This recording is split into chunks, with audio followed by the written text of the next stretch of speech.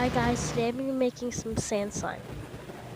Ingredients you will need will be glue, lotion, hot water, borax, sand, a bowl and a spoon, and glitter for choice.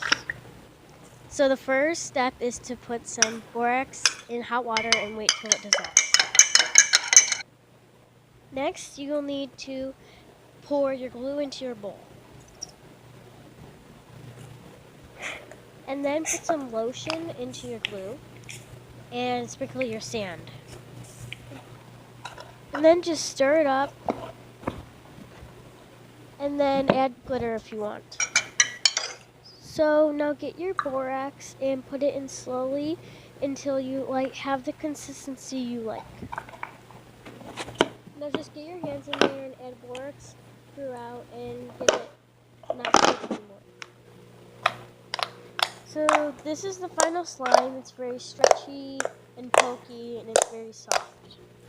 I hope you guys like this video. Please like, subscribe, and comment down below what other videos you want us to do. Bye.